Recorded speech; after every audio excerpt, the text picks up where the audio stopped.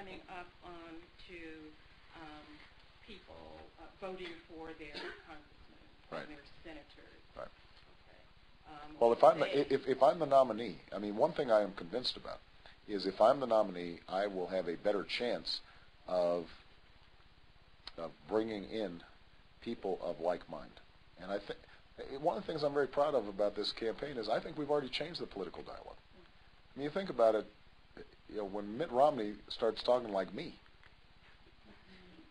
right, which wasn't the case when he started off, but now suddenly everybody's talking about change, and you know, you have somebody like a Huckabee who is doing very well, basically taking a similar tone of, well, we don't have to disagree, you know, we can disagree without being disagreeable.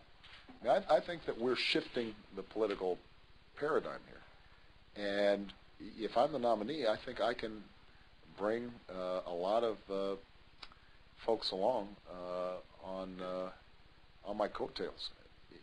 You know, there's a reason why in 2006 I was I made the most appearances for members of. I was the most requested surrogate to come in and campaign for people in districts that were swing districts, Republican districts, where they wouldn't have any other Democrat. And that was based on their read of the fact that, you know what, this is somebody who can reach out to independents and Republicans in a way that, you know, doesn't offend people. I don't want to present myself as some sort of singular figure. I think part of what's different are the times. I do think that, for example, the 1980 election was different. I mean, I think Ronald Reagan changed the trajectory of America in a way that, you know, Richard Nixon did not, and in a way that Bill Clinton did not.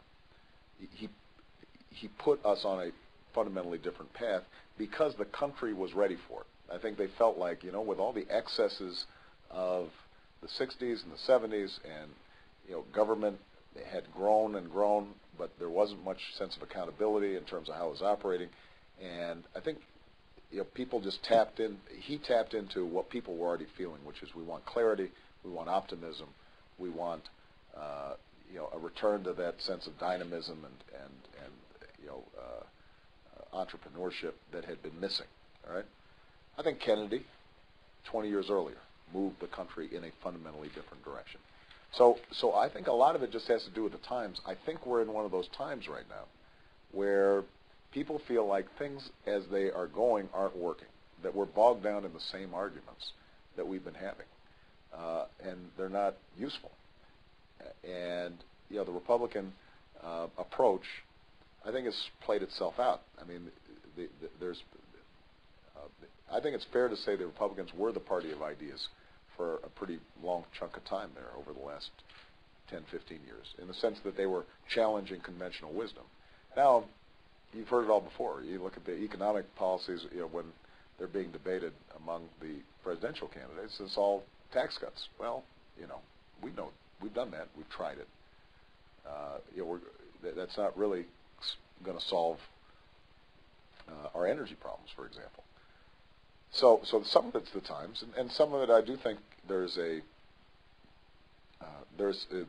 maybe a generational element to this, partly, in the sense that I didn't come of age in the battles of the 60s.